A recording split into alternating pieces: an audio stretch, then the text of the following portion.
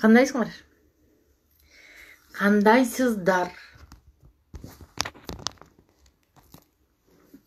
Кандайсыңар? Кутман кеч. Эфирге чыкпай калып, өзүм да эфирди сагынып калдым сиздер менен. О, Элиза кандайсың? Биринчи кирдиң го, Элиза кандайсың? Ден соолук жакшыбы? Кыргызстан бала чака тынчпы? Срочно киргиле, срочно группаларга тараткыла. Мен биринчи болдум дейт. Баба биринчи болдуң. Өзүм да эфирге бир жумадан бери чыкпай калып, аябай бук болуп кеттим, көнүп калыпмын. Баягы бир нерсени жасай берсек, кайра кийин кайра жасаш кыйын болот го. Ошондой болуп калды да. Сагындым, мен да силерди чындап сагындым, аябай сагындым. Мен мындай өзүм менен өзүм жүргөн адам эмес экенимди дагы байкадым. Элдер менен чогуу сүйлөшүп, элдер менен көп сүйлөшкүм келип калыптыр. Группаларга директорлор кирген болсоңуздар, баарыңыздардан сураныч, болушунча группаларга тараткыла. Үйрөнсүн, өссүн. Ар бир адамда бир фишка алабыз, анын баарыңар эле билесиңер. Жөндөн жөн эле чыгып бул жерде отурган жокмун, чын. Ошо көпчүлүгүн адамдар көп бир нерсе үйрөнүп алсын деген эле ой максат. Ошол азыр Бакуле эже кирген болсо мага запрос жөнөтөт. Эртең уже каталог бүтүп атат, Кудай кааласа каталогду баарыңыздарга ийгилик каалайм. Баарыңыздар жакшы бир максат пландар бар, ошонун баардыгы орундалсын. Кудай кааласа орундалат деп ишенем.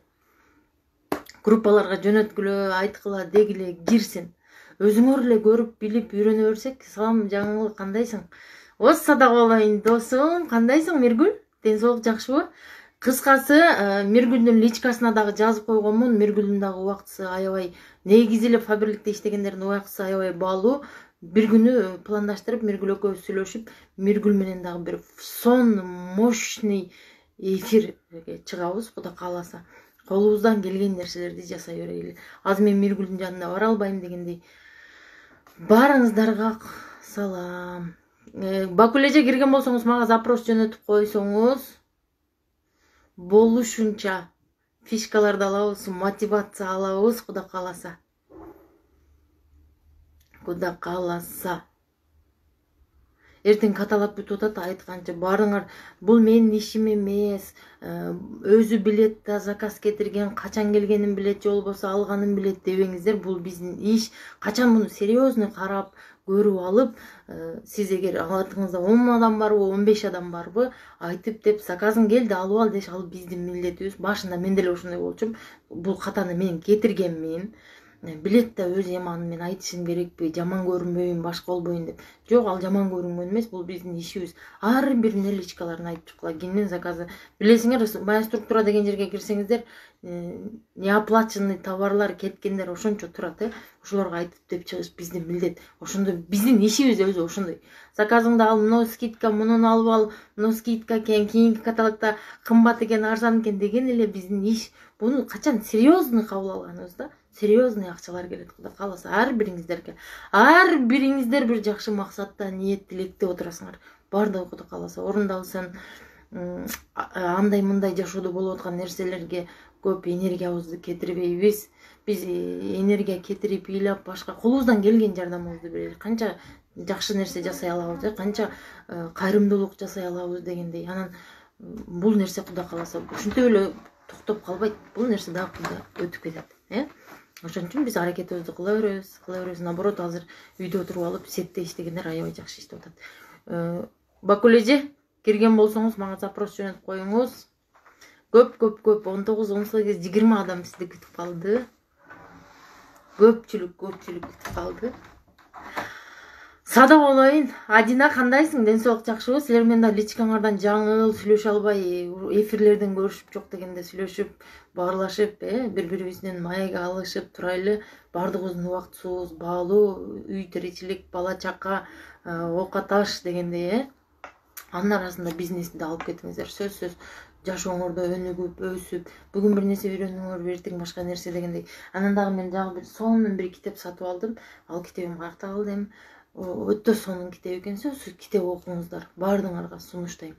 Китебим жок, акча алганы десеңиздер, бесплатный китептер дагы бар экен. Мен дагы бүгүн группага жөнөтөм. Кайсыл эмеден жүктөп алдым. метро-сетрода жүргөндө ошо телефонумдан окуйм. Аябай сонун китептер. Бакул эже кирдиңизби же мен запрос жөнөтөйүнбү сизге? Ошондой эле болгачы мени көрүп эле сүйүнүп туралачы, сүйүнүп. Жок дегенде жүзүңөргө жылмаюу тартуулап турайынчы, ошо менин милдетим болсун. Ден соолугуң Кудайга шүгүр, сонун өзүңөр амансыңарбы, бала чака тынчпы, аман эсен отурасыңарбы? Жаман нерсени ойлосоңор, жаман нерсеге магнит болосуңар. Баардыгыбыз эле билип калдык, жакшы нерсени ойлосоң, жакшы нерсеге магнит болосуң, жакшы адамдарга магнит болосуң дегендей. Жакшы нерселерди ойлоңуздар. Эртең келгиле, айтканчы эртең сонун жолугушуу болот. Кудай кааласа Москвадагылар келсеңиздер болот. Биз аны аябайбыз, кызганбайбыз дегендей. Ошончо көп адам уксун, билсин, үйрөнсүн. Бакул эже, ким директорлордон бул жерде барбы? Бирөө жарым кирип Бакул эженин личкасына жазып койсуңарбы, мага запрос. Мен өзү ушундай элем. Бул жактарда жүрүп өзүм эфирге чыга турган маалда бул дагы мага дагы ушундай болуп келип атат. Өзүңөрдө кандай жаңылык, ким каяктан чыгып атат, ош жок дегенде сүйлөшүп турайлы. Кимде кандай суроолору бар, тез сурой. Бакул эже кирдиңизби? Запрос жөнөтүң.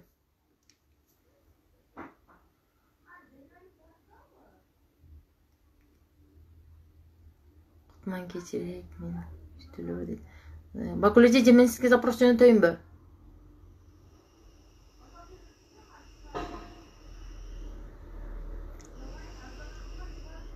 Мен Бакул эже сизге запрос жөнөтөйүн, Мен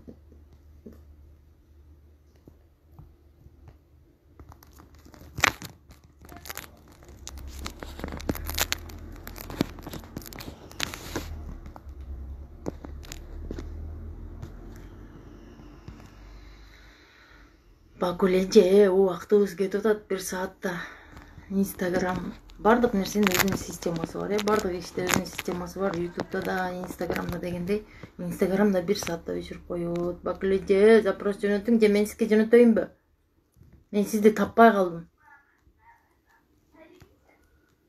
Өтө сонун мотивацияласыңар, сонун нерселер менен бөлүшөт. Кудай кааласа өзүнүн фишкалары менен дегендей. Бакул эже, дагы бир жолу жазып коюңчу мага. Кош дейт.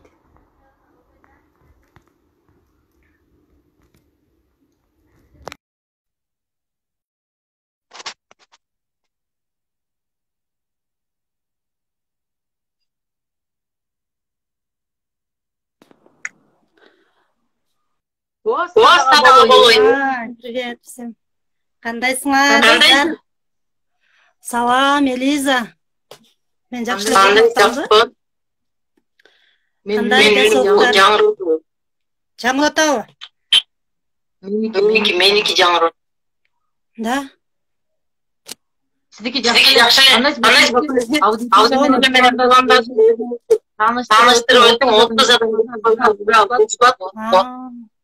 Салам, кандайсыңар?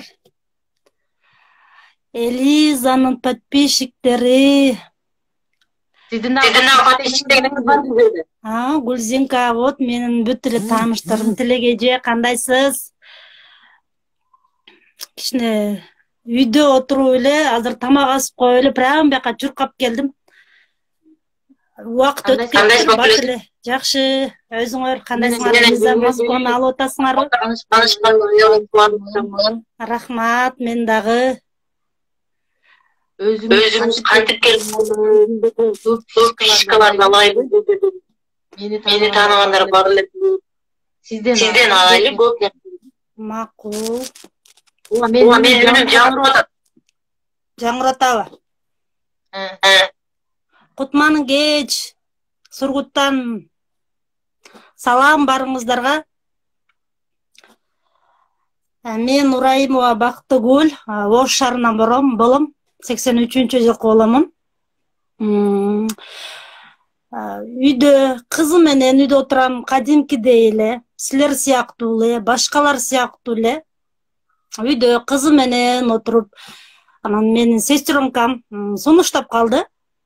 Бакул эже, ал сестренкам вообще жок болчу. Жашоомдо жок эле, бир убакта пайда болуп калды. Анан мамиле түзүп баштадым, мен менен турмушка чыгып кеттип, анан ошол бойдон жок болуп кетти да. Анан деп кийин эле пайда болуп калып, анан ал акыбалды сурап, кичине мамиле кылып, да мени да эстейт экен деп сүйүнүп, кубанып, баягы үйдө отурганда бирөө сурап койсо жөн эле майрам го. Ошентип сестренкам пайда болуп калып, анан бир 2 күн сүйлөшкөндөн кийин анан өзүнүкүн айта баштады. Мен ушундай фабрик компаниясына иштеп атат элем, сизди да чакырам, мен сизди көрүп жатам, сиз прям мен башка эч ким макул болбоду. Короче, мен сизге ишенем, мен сизди тандадым. Короче, менден отказ кылбайсыз деп. Анан үйдө отурасың кызың менен, мага да чоң нерсенин кереги жок мага. Анан жок деле сразу отказ кылдым. Анан бир жума ошентип мен башымды оорутtu да, бирок мен эмне деп сүйлөгөнүм мээме деле кирген жок, чынын айтпайын, такыр. Анан акырынан кийин былтыңдап, мага таарынып, мен сизди тандасам, сиз мени ушундай кыласыз, подвайт этесиз, мен сизге ишенет элем, сиздин колуңуздан келет, менин колуман эмне келерин өзүм деле билбейм, түшүнбөйм. Анан дагы анан кийин жок болуп кетти. Анан эртеси күнү дагы башкача эме менен чалды, кандайсыз, жакшысызбы деп. Анан ошонусун сүйлөбөс экен деп атам оюмда. Анан Бакүл эже, мен да турмушка чыктым, үйдө отурам, билесиз, анан косметикам вообще жок болчу, үйдө отурганды билесиз, эми боорум ооруду да деп. Анан кийин мен ушу фабрик компаниясына кирип, менде азыр үйдө косметика толтура деди. Анан мен карап коем, косметикалар менде жок. Анан чын элеби деп оюмда прям мындай жылмаюу бетимде сүйүндүм. Как будто мага да ошол нерсе бекер келгенде элестеттим дагы. Да деп прям эмоцияга алдырып, да десем, да деди. Унча жакшы, нелериң бар дедим. Ушундайым бар, аным бар, бунум бар, санан дедим. Анан кийин деди дагы дегенин артынан эле, ушунун арты менен эле сиз бизнес кылсаңыз болот деди. Ошол жерден мен дагы катып калды. Жок айтпа дедим. Жок, кереги жок эле, жок десем, анан акыры таарынды. Мен сизге ушундай десем, сиз отказ кылдыңыз дагы дедим. Анан кийин сенден не кылсам кутулам десем, короче, катталасыз, заказ чыгарасыз, болду деди, кутулас менен деди. Анан бултуңдап алгам мен, прям догурун алгам, не кылышым керек, айт, не кылам десем, мен сизди азыр каттайм деди. Каттады. Каттагандан кийин деле мынакка киресиз, мындай кыласыз десем, анан не кыламын, не алам, не бар бул жерде дедим. Не бар экен өзүм билбейм да.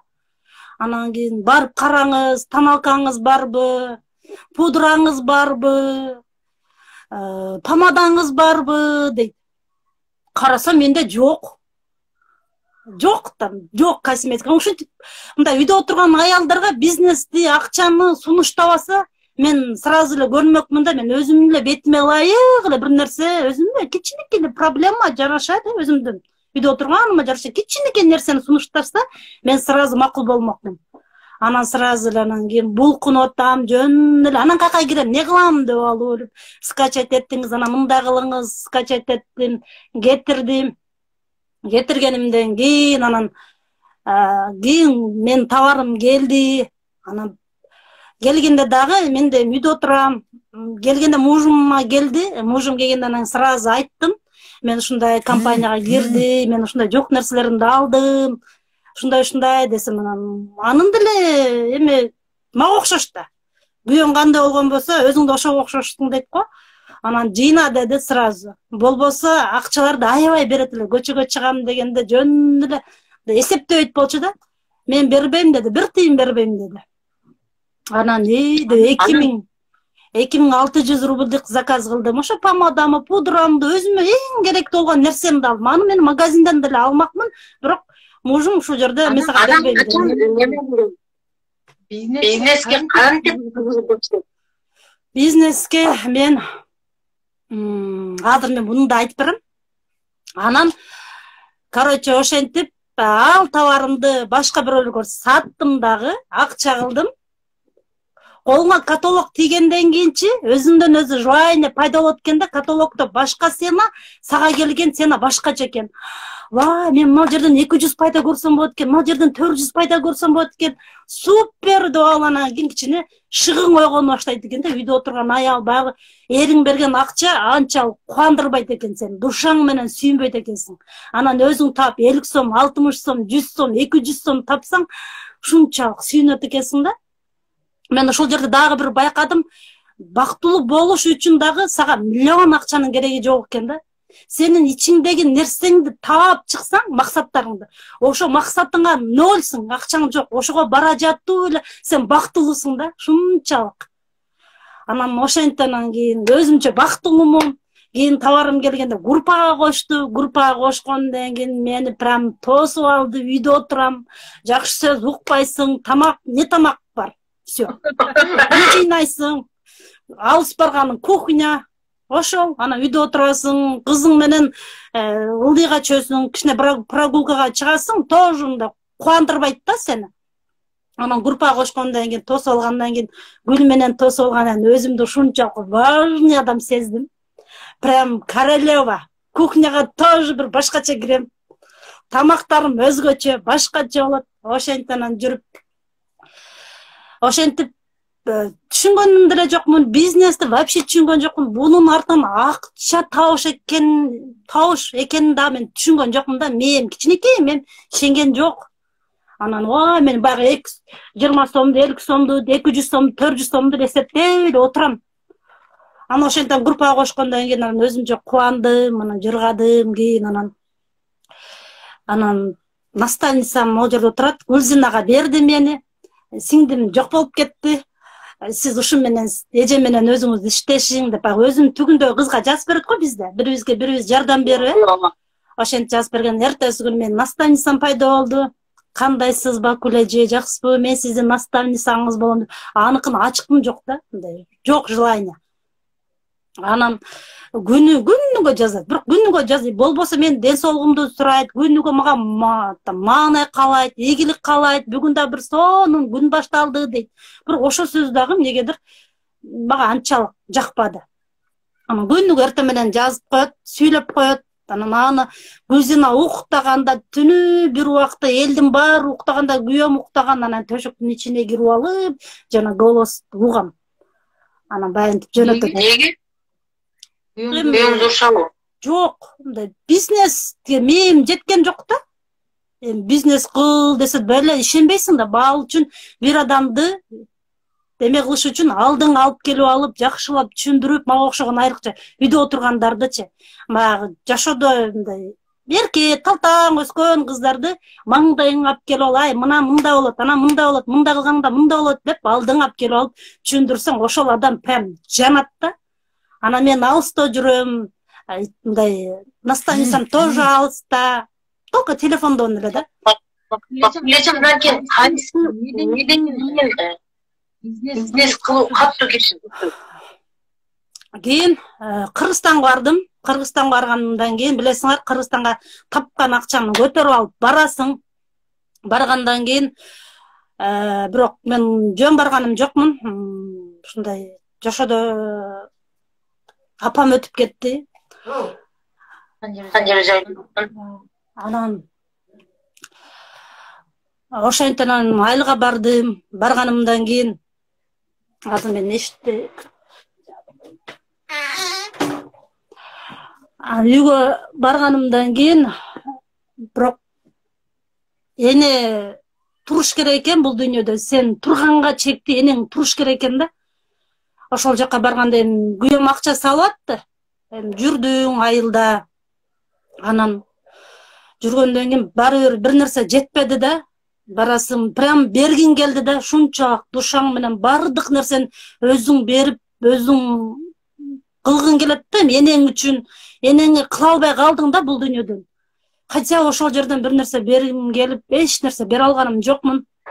Акча жок, үйдө отурасың. Анан кийин өтө мындай оор күндөр болду десем болот. Өтө оор күндөр болду. Мындай жашоодо мындай көрбөдүм. Мен башкалар деле көңүлүңдү алат, сүйүндүрөт, бирок баары бир энеңге жеткен жок да. Түнү уктап атсаң деле энең баары бир мындай үстүңдү жаап койсо деле мындай сонунда тосуп алат, үй, бака, шака баары бир энең жок болбоду, мына такыр болбоду. Кийин анан келдим, бул жака келгенден кийин түшүндүм мага акча керек экенин. Бул жашоодо акча чечерин. Прям апамдын жашоосунда бере албаган нерсени жок дегенде баягы бизде кырк болот Кыргызстанда. Ошого окшогон нерселерге акча бергин келет экен, но бересиң, бирок дагы да көбүрөөк бергин келет экен да. Ошол нерсе жок болуп калды да мендечи. Ошол нерселерди кыла албай калгандан келдим. Келгенимден кийин жашоом жашоого окшошподу. Тамак кылганым деле тамагым окшошподу. Ошентип жүрүп анан кийин мен, значит, акча табышым керек экен. Мага акча керек экен дедим дагы. Ушунчалык самаран сабагына катыштым дагы, бирок адам баласы мындай учурда стресске батат го. Мен деле стресске баттым, аябай баттым. Баткандан кийин самаран сабагы мен ошол жерден суруп чыгып кетти да. Болбосо ушул убакка чейин эжемдер бардыгы азыркы учурда оор мындай күндө турушат. Аларга мындай бир сөз ашыкча, жарым сөз тоже мындай жетпейт. Бирок мен алардан караганда кыйла өзүмдү мындай башкара алдым да, мындайча айтканда. Ошол жерден анан кийин өзүмдү колго алдым дагы. Значит, мен апамдын жылдыгына чейин мен нормально, достойно болуп, нормально акчаларды кармап мен барышым керек экен дедим дагы. Анан самаран сабагында максаттарыңарды жазгыла, эмне каалайсыңар, вот жазгыла дегенде өзүм ойлдомун. Жаңы келгемин. Жаңы эле паблик компаниясына келгенден кийин эле бат эле кетип калдым да. Кетип калгандан кайрадан анан келдим. Келгенден кийин анан самаран сабагына катышып жаздым. Жазып атканда жөн жазган жокмун. Прям ичимден оргуп, ыйлап атам. Мен ушул нерселерди мурда кылсам болбойт беле. Значит, адам максатка тоже жетсе болот экен го. Мен неге мен апамдын тирүүсүндө ушул нерсени бере албадым деп ушунчалык ыйладым, жазып атам, ыйлап атам. Анан ушундай сел койдум. Эжемдерге айтайын, туугандарыма айтайын, касташтарыма айтайын десең, бардыгы отказ да. Эми өзүң мүтүп турсаң, ушундай положенияда, андан көрө намазыңды окубайсыңбы, андан көрө апаңга дуа кылбайсыңбы деген сөздөрдү уктум. Мен до сих пор статуска, WhatsApp'тагы статусума продукция койбоймун. Койсоң эле адамдар башкача ойлонот да, айлана тегерегиндеги адамдар айтып чыгышат. Ошону койбойм дагы, анан Инстаграмга коем. Ал жака эме кылам, бирок активный анан группаларда всегда. Анан Инстаграмдан адамдарды издей баштадым, сунуш жаза баштадым. Эгер сенде чын дилиңден каалуу болгон болсо, 4 адамды каттамайынча менде тура албай калдым да. Мен акча табышым керек. Значит, мен мындай кылсам мынча акча табат экенмин деп күнү түнү телефондо сүйлөшөмүн, жакын адамдарыма мындай эме өзүмдү көрсөтпөй турган кылып койгом.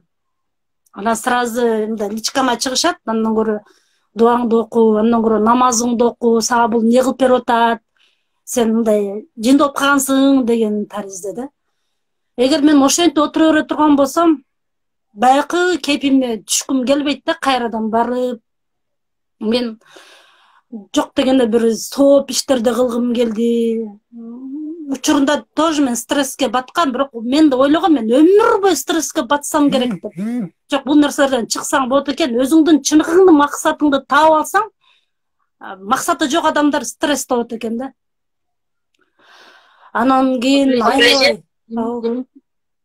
азыр мисалы мен жаңырып атат, мен көбүнчө сиз сүйлөңүз. Баары чыдап тура албай атам. Мындай ата-энеси барлар Кудай бар. Мен дагы ата-энем бар. Күнү да мен ошол апамды ойлоп максаттарымды жазып дегенде мен мындай нерсе болду да. Азыр ата-энеси балдарга мындай совет берет элек. Ушундай ойгото турганчы, жок дегенде ата-энеси үчүн сиздер айтасың, таныш уялам депчи. ата энең бар болуп турган болсо сенден өткөн бактылуу инсан жок. Ата энеңдин болушунча беришиң керек, жасашың керек, кылышың керек, беришиң керек, чалышың керек. Эмне керек апа? Адамдар жүрөт да Дубайларга, башка, Туркияга кетип атышат, ата энелерин алып кетип атышат. Ошол нерсе ата энең өткөндөн кийин ушул нерсе үйрүндү алып калат экен да, ушуну барында кылып койсоң ушунча эле акча кетет экен го. Бирок тире турганда ошол акча чоң көрүнөт экен да, себеп кылбайсың, жасабайсың, барбайсың. Эгер ошол нерсени булжанган, таап чыгып, чыныгы дилиң менен, билбейм, мен кылат болчумун. Билбейм, возможно, дагы бир каттуу удар болду. Не знаю.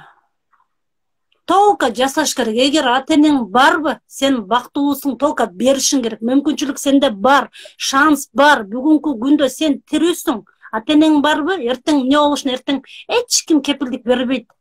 Толка бүгүн жасаш керек. Толка бүгүн берип, ата энеге берип, прям күнүгө чалып, күнүгө садак болуп кетейин, апа мен сизди жакшы көрөм, мен сизди Дубайга алып барам, мен сизди ал жака алып барам деп күнүгө айта бер, ошол нерсеге жакындай бересиң, деген сайын жакындайсың.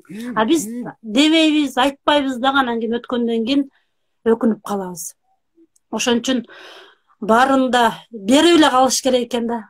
Сөз менен дагы сүйүнөт ата энең. Аят, конечно, аят, кой кызым, кыйналасың, зачем бирөөлөргө жалдырап, антип айтып деп аят да, бирөөнүн алдында некомфортно болушунду каалабайт ата эне.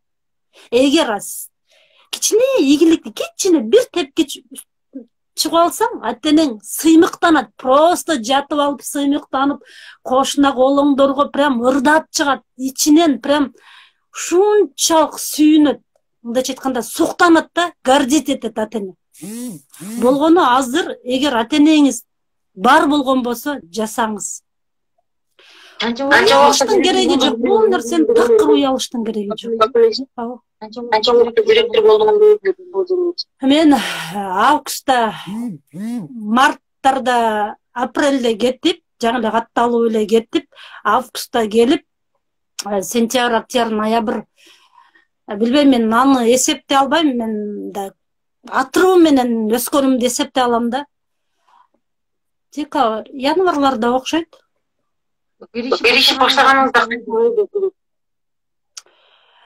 Биз ошол учурда мендеги первый линиямда кыздар иштеп аткан, мен жок болгон учурда деле алар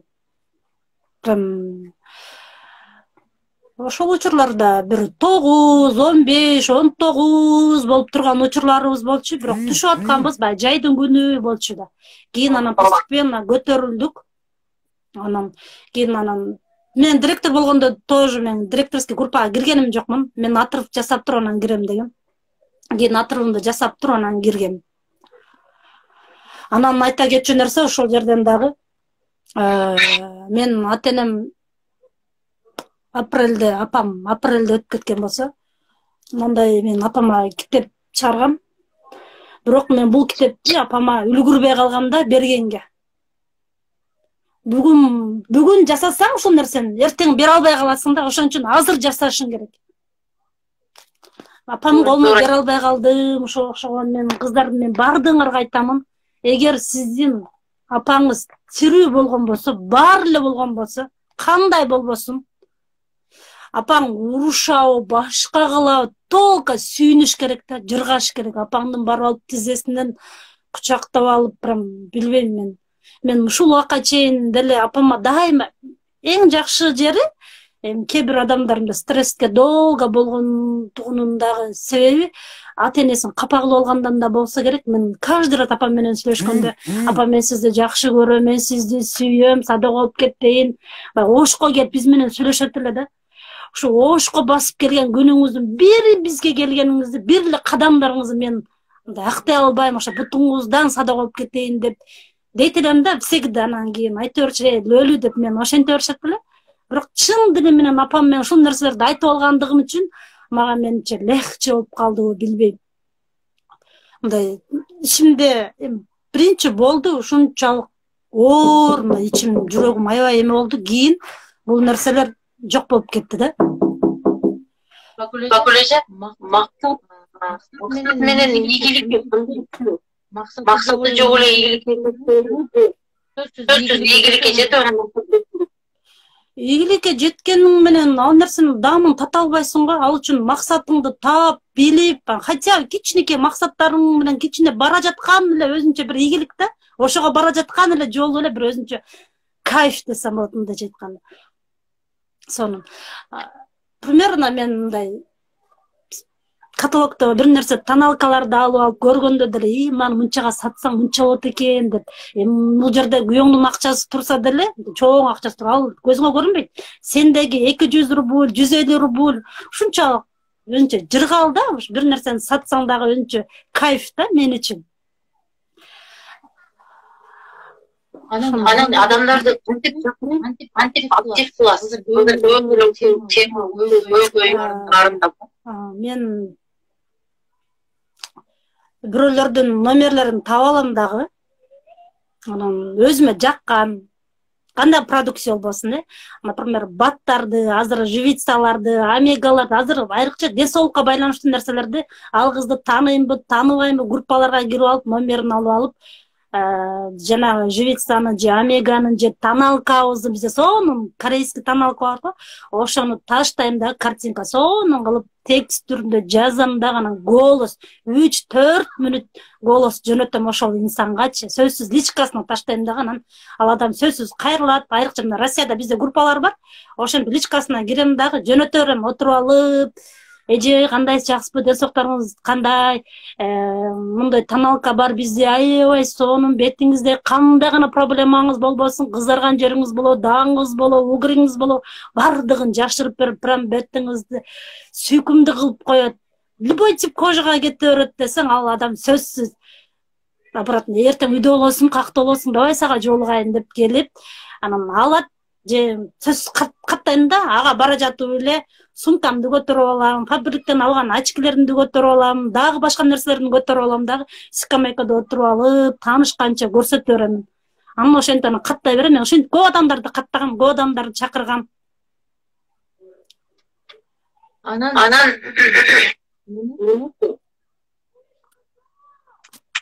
группа менен кантип иштешет? Группа менен Ар дайым өзүм менде мындай да, мен биринчи Инстаграмдан адамдарды аябай таптым. Ушунчалык группам күнүк адамдарды киргизем, бирок алыста да аларчы. Алыста жүрүп, аларга биринчи маалымат бериш, мен жаңымын, түшүнбөйм көп нерсени.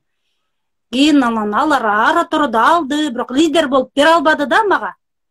Кийин анан өзүм анан бизде абысыплин бар го, бетте дактарды кетирүүчү. Ошол абысыплиңди алдым дагы, мен өзүм колдондум. Мына жерде дактар, мына жерде кичине калды, мына көрүнүп турат прям. Азыр фону жок эле отурам. Мындай страшный дагым бар болчу. Анан алып колдондум, чынында 2 рет колдондум, результат мощный болду. Анан жанагы Инстаграмдан ара реклама жөнөттүм. Просто мен дак менен көп убакыт страдать эткем да. Пудрларды коюп алып, жашырынып, бетим аппак, менин бетим сонун кылып эч кимге көрсөтпөйтүм, больной темам болчу дагым. Анан мындан кетирсе болот турбайбы? Дагы мага окшоп бирөөлөр жүргөндүр дедим да, Инстаграмга киргиздим дагы, бесплатный абысыплин бетиңерде плин кылып берем деп Инстаграмга жайгаштырдым.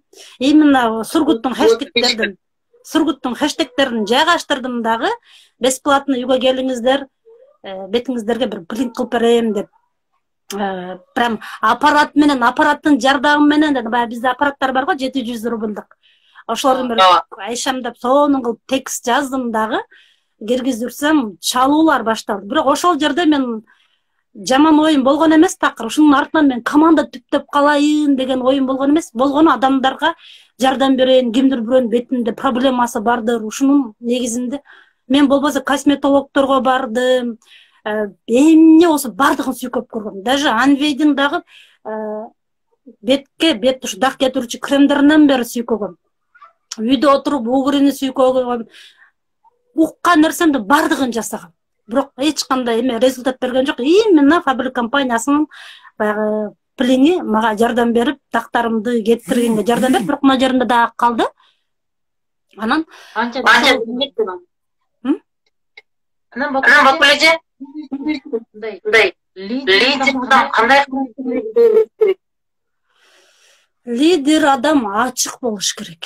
Ачык, душасы таза, кенең, алма деген болуш керек да. Мынтип бирөөнү мынтип сынап, ана бул жактан мындай кылып отурбаш керек. Кудай бере берет. Мен ушул жерден дагы вот аябай көп аялдар мага үйгө келди, пилинг жасашты, бирок көбү мага өздөрү келип жазылгандар. Ошолор мага лидер болуп келди да. Мен ушул жерден бирөөлөргө жакшылык кылгым келди. Анан адамдар өздөрү келди. Ошонун арты менен мен көптөгөн лидерлерди таап алдым десем болот. Ушундай ачык болуш керек. Бүгүн бакулеженин жаңы кишке үйрөнүп алды. Абы пилингди, аппаратты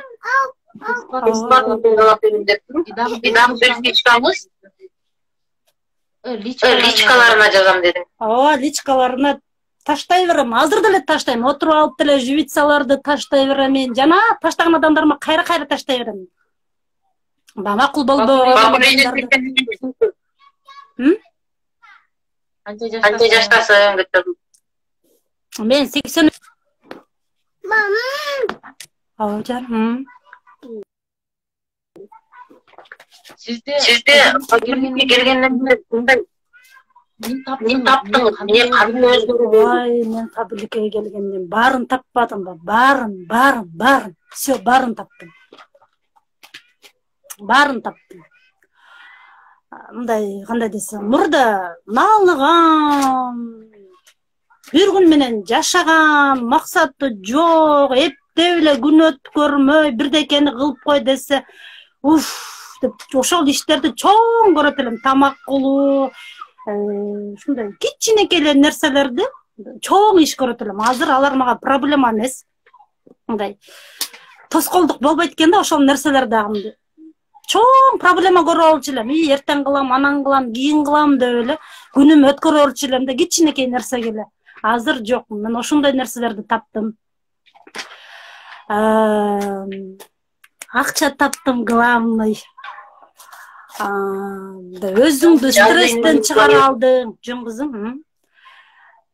Дайыма эрте менен өзүңдү башкара аласың, эрте менен настроеңду оңдой аласың, мурдагыдай наалыган нерсе жок. Всегда вперед, алдыга. Мурда идир өткөнкү күндө эстеп эле отура берет элем, жөн эле кинолорду көрүп алып өткөн, мен ушундай кылбапмын, мындай кылбапмын, ошондо мен жашам мындай болот беле деп эле жашам ушинтип отура берет элем. Азыр жок. Андай нерселер жок да.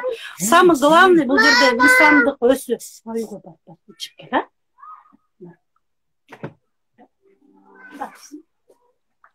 Суу чектим.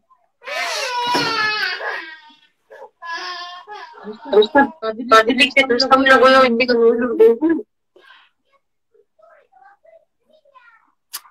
Мен Кыргызстандан жаңы келгенде ойлор болгон, таштап койсом эмне болот дедим даганан кийин.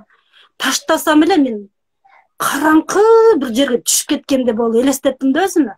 Кайра ошол жерден чыга албагандай болуп. Самиге келе элекмин, өзүмдү таба элекмин, биле элекмин, максаттарымды жаза элек болчумун, стрессте болчумун да.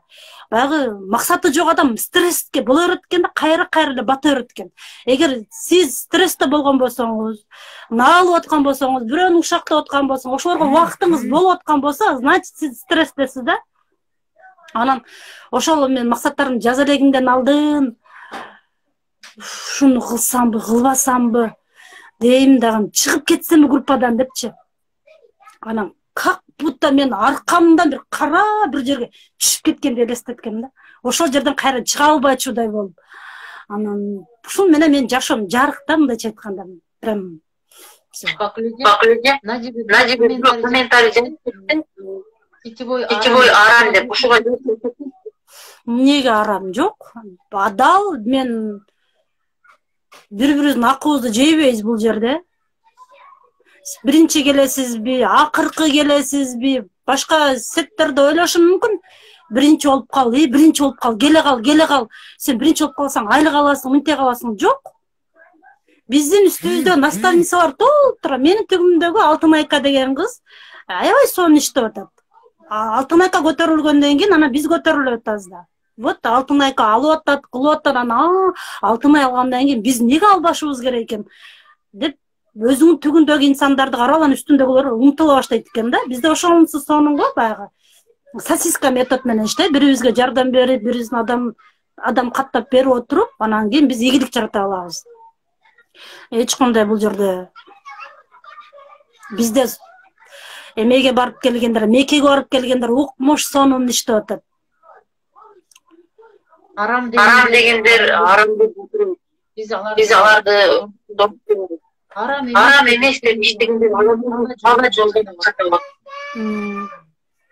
Ананчы дагы ийгиликтин сыры каякта деп ойлойм.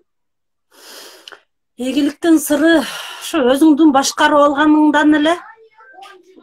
Өзүңдү эле башкарып алып эле эрте менен эрте туруп эле ошо пландарыңды коюп эле ошого карап умтулганың эле бул жерде. Эшикти жаап кой, тогосу. Давай. Иди сюда. Мына ушинтип эле кызы менен отуруп эле иштейбиз биз. Эч нерсе тоскоолдук кылбайт. Арам деген инсанга суроо, сетебойсуз кандай халал жүрөсүз дейт. Сетебойсуз кандай халал жүрөсүз, түшүнбөдүм. Бизде халал деген сертификат бар. Могу атыңызды туура жазбаптырсыз. Бизде сертификатыбыз бар. Именно Россия жергесинде, Казакстан жергесинде бизде сонун сертификаттарыбыз бар халал деген. Биздин ар бир продукциябыз козу, ал жака жок болбойт. Азыраак сүйлөп атам, бакуле. Дагы сонун нерселерди сүйлөп эхо болот. Бакуледен сонун болот.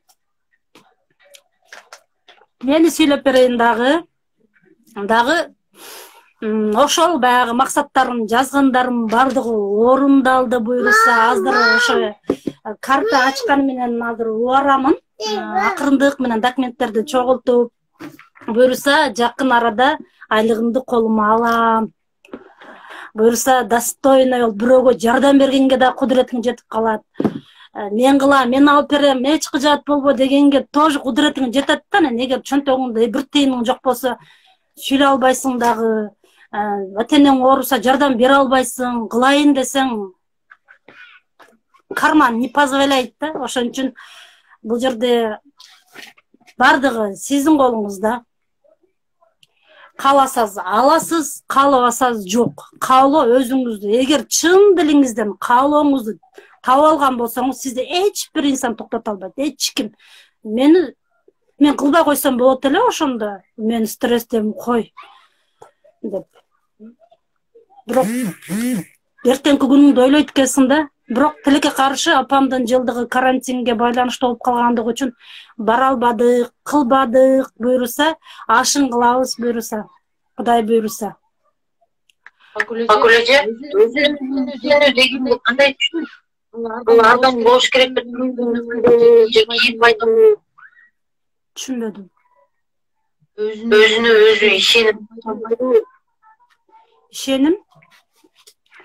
Өзүңө өзүң ишенбесең, эч ким ишенбейт да. Өзүңө качан ишенсең, анан башка айлаңдагы тегерегиңдеги адамдар ишене баштайт. Анан айлаңдагы тегеректеги адамдар сыйлай баштайт. Эгер сен өзүңдү өзүң сыйлабасаң, өзүңдү өзүң ишенбесең, анда эч ким эмессиң да. Ал үчүн мен өзүмө өзүм ишене албайсың. Мотивациям түшүп кетти дегендер нет. Мен башкалар айтат да, мындай, мен мотивациям түшүп кетти дегендерге таң калам, неге түшүп кетет депчи. Менде андай нерсе болгон эмес да, дайыма эле ушундай, куту ушундай, азыр кандай жүргөн болсом, куту ошондой. Анан неге түшүп кетет, иштебейсиңби, күйөөң каршы болбой жаткан болсо, азыр балаң каалайсыңбы, каалабайсыңбы, азыр 2-ге чыктыбы балаң, 3-кө чыгат. Сен балаң 3 күнгө чыкканга чейин соны шикарный жашоо куруп ал өзүң үчүн. Таң калымчы мотивациям түшүп кетти деп. Ал үчүн ичиңден бир нерсени таап чыгышың керек да. Анан аны көрүп, буну көрүп, бул иштеп атат экен деп, кичине кыймылдап кой, анан наркыз иштеп атса, наркы иштеп атат экен деп, дагы кичине кыймылдайсың ага.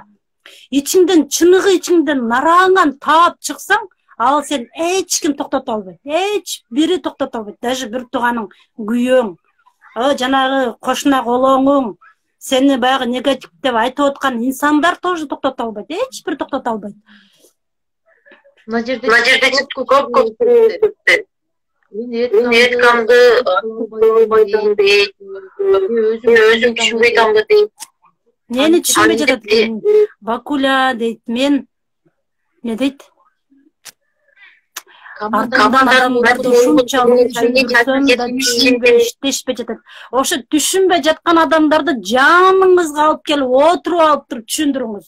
Алар түшүнбөйт да, билбейт да, жаңы келген болсо билбейт, бул фабрик компаниясында эмне бар экенин билбейт. Мен да башында мен не алам бул жерде деген. Бакулечи алыста болду. Ким? Жок, алыста болгон болсо видео бузуп кылып, мен лидерлер менен звонок менен сүйлөшөм. Күнүгө 10 жолу чала берет болчу. Эмне кылып атасың, кантип атасың, сенин колуңан келет, сен күчтүүсүң, вай, сен вообще сен даярсың дейм да, даяр лидерсиң десе анан, мен даяр экенмин деп эле алдыга умтула беришет. Сен менен күчтүүсүң дей берем кыздарымдычы көбүн, вай, сен менден күчтүүсүң деп ошентип айтам көбүнчө. 2-3 жылдан кийин кандай элестет, кандай ийгиликтерди, каласа. 2-3 жылдан кийин бар алып кел кызым, бар алып кел. Ой, 2-3 жылдан кийин сүйүнөм ал жылдарды эстесем. Азыркы ушул турушума сүйүнүп атам. Мен азыркы ушул турушума туруп атам. Мен эртең колума акча кармагандарды өзүнчө сүйүнүп атам. Айлыгымды алсам баа деп. Бул суроону бербегенге болбойт. 50 адам туруп да. Бардыгына акчаны алайын деп турат. Эч айтпасаңыз да примерно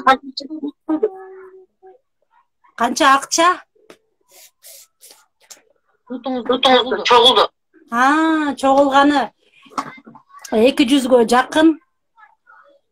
Айтсам болор, Канча айлык алып жатасың? Айлык разный, кеде азыр карантинге байланыштуу. Бирде 27 миң, кеде 17 миң, мындай болуп турат, атырыбыңызга жараша болуп турат.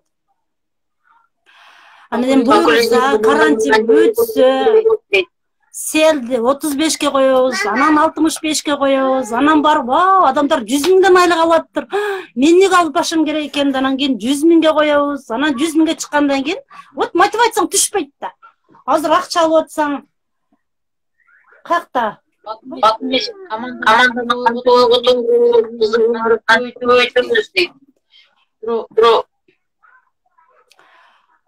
Команданы кантип ойготосуз? Команданы личкасында көбүрөөк сүйлөшүңүз керек да. Вот личкасында эртең менен сонун текст жазып алыңыз. Бүгүн сонун күн башталды, бүгүн дагы сонун мүмкүнчүлүк. Бүгүн биз тирибиз да. Уже канча адамдар азыр оор кырдаалга байланыштуу эми коркосуң азыркы жашап жаткан учурубузга, азыр эртең менен турганда ойгосуңбу, уже сенде шанс, мүмкүнчүлүк бар да. Ата-энени кубандырганга, ата-энени чалганга, ата-энеге бир нерсе бергенге бүгүнкү күн бар бизге. Ошон үчүн бүгүн эле жасай бериш керек да. Бүгүн толка бүгүн, эртеңкиге жылдырбаш керек.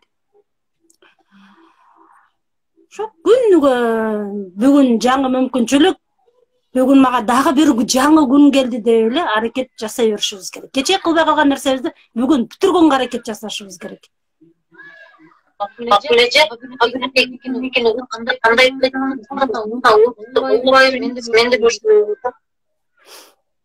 Дагы угулбай калды. Фабрикке келгенге чейин Уақытты қандай пайдаланып, сен қандай қыласың? Фабрикаға келгенге чейин бе? Ужас, кошмар, вообще страшно. Вообще, не үчүн жашап жүрдүм экен ошондо билбеймин. Не үчүн жашап жүрдүм, не себептен, максатың жок, бир бомуштарга окшоп жүргөм экен да. Ужас, просто. Азыр қандай пайдалансың? Азыр сонун турасың эртең менен. Прям сонун дышать этесиң. Абаң окшош, көк свет, жашылга окшош. Алам прям жарык көрүнөт. Сон прям билбейм, мындай чыныгы ичиңден немеңди таап алганыңдан кийин ошого бара жаткан жолдо өзү эле бир бактылуулук да. Негизи мен Нурлан телефонун алып кел, бак. Кана Нурлан телефон. Жүйдө мадыр шас. Үнүм жаңырып атат. Сүйлөй албай.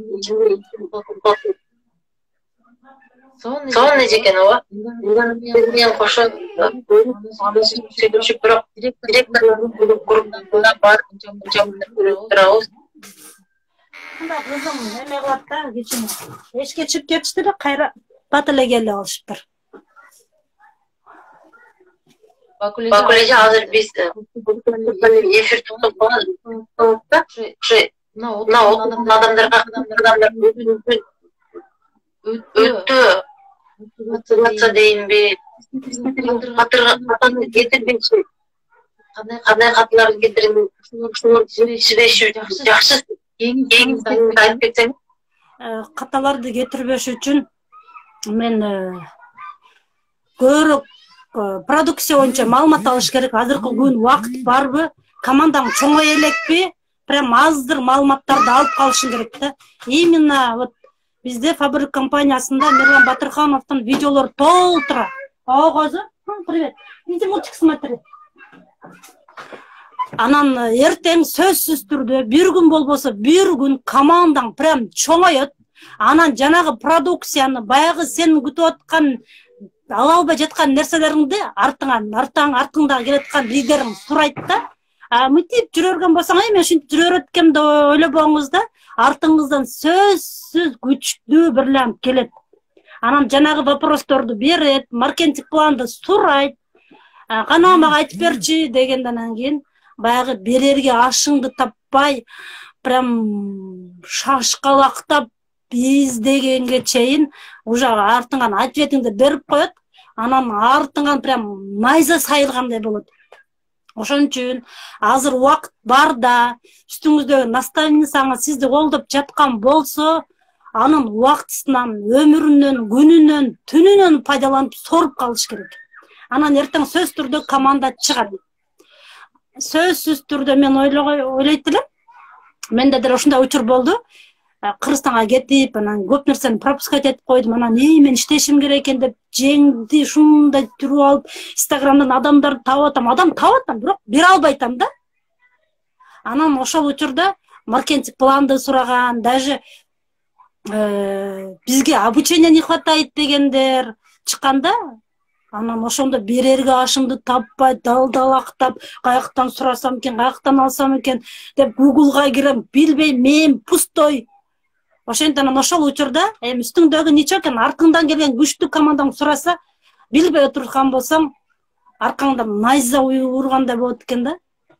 Ошон үчүн билип, азыр убакыт бар, мүмкүнчүлүк бар, мына азыр деле бар. Акырындык менен продукция боюнча маркетинг планды, бүт Мирлан Батырхановдун 400 видеосун бардыгын көрүп чыгыңыз. Анан кийин жөн эле өсөсүз да, жөн эле баягы келген адам лидер болуп кетет. Анан азыр эчтекени билбей отурсаңыз, анан өзүңүз окшогон адамдар эме болот, бирок по-любому келет, сөзсүз түрдө келет. Күчтүү лидерлер сөзсүз түрдө келет. Мен ойлогон эмесмин.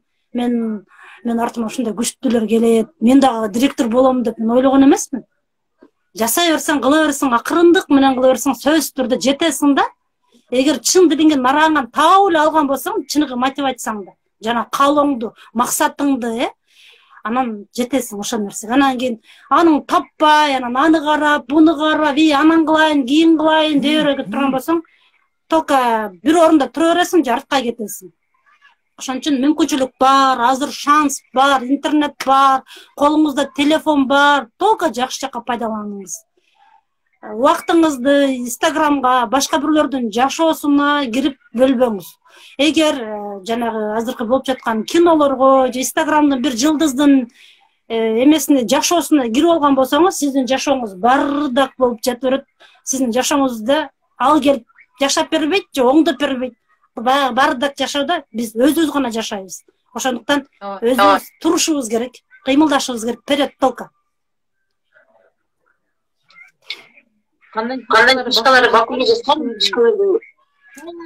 фишкаларын айтып өттү. Өттү, эфирди токтоп коюлган. Анан алоо делег айтып өттү. Мен өзүм мындай болом да. Баягы киришиптен адамдын оюн анан кийин биякта токтошконда жетишпей калат. Мен көбүнчө адамдарды үйгө эле чакыра берем. Үйгө кел деп элечи. Көчөдө калып көрүп калган, таанып калган адамдар, бетиңиз мындай экен, үйгө келсеңиз, мен сиздин бетиңизди сонун кылып, пилинг кылып берем. Прям ичинен бери бетиңиздин түпкү эмесине чейин бетиңизди тазалап берем. Үйгө келиңиз десем, да деп эле анан келе беришет. Көбүнчө үйгө чакырам. Мен азыр эми карантин болуп калды, бирок анча-мынча адамдарым келет. Анан ошо бетин эле карап эле, анан көбүнчө баягы дичкасында жазамын, көп адамдардын дичкасына жазамын. Группага эле кайсыл сунуш менен иштейсиз? Мен азыркы учурда Инстаграмда сунуштарды айтып атабы, кандай сунушту айтып атат бул? Негизи окшойт. Мен көбүнчө Инстаграмда сунуш жазам, анан номерин алам, анан номерин бергенден кийин эле чала берем, мындай жазбайм көбүнчө. Номерин берген адамга чалам, анан бербеген адамдарга таап алып, мындай айрыкча мына жердеги продукциямды жөнөтө берем. Кайра артынан жөнөтө берем. Анан берген адамыма сөзсүз чалам, дагы ден соолугун сурап, турдуңбу, эмне кылып атасың, кантиң деп эле чала берем, тажата берем. Анан акырындык менен ишеничине киргенден кийин анан прилагать этем дагы, анан дали баягы адатым айлана берет, баягы каттап алсам дагы чала берем.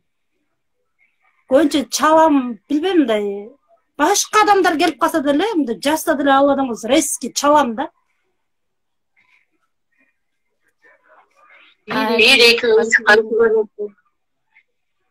Бизде мен 3 вариантты тең айтам. Биринчи, өзүң үчүн аласың, иттак эле бул нерсени базардан алып атасың, магазинден алып атасың, магазин сага эмне берип атат деп эле айта берем. Сага эмне берип атат, барып алып магазинди байытып отурасың, андан көрө өзүң алып подаркаларын алгын, бонустарын жыргап иштеткин. Экинчи вариант, алып сат, кандай сон, бир духи акция учурунда 700ден болуп калат го. Каласаң 1,5 миңге сат, кудуретиң жетеби? Каласаң 1200гө сат. Каласаң 2000гө сат, кудуретиң жетеби деп эле айта берем. Анан пайда көрсөм болотпу дейт. Айрыкча баягы кичинекей эле.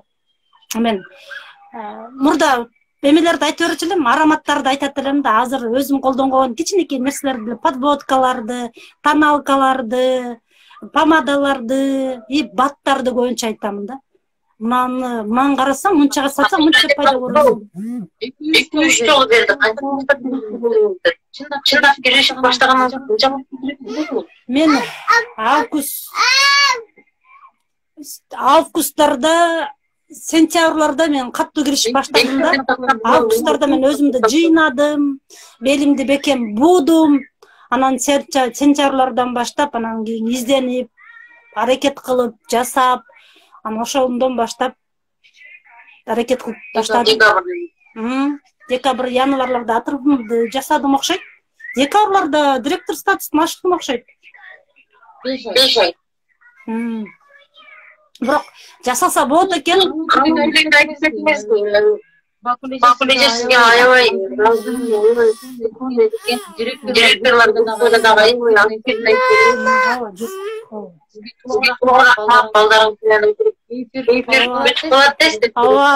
Элиза, рахмат. Буюрса кийинкисинде сонун эфир кылайлы. Буусунда ушундай болуп калды. Буюрса кийинкисинде мощный Баары жакшы. баары сонун болот кийинкисинде. Ушундай болот. Бара айыл болот. Кишкалар менен соңку кишкалар менен Буюрса телефонда отуруп. Рахмат баарыңызга.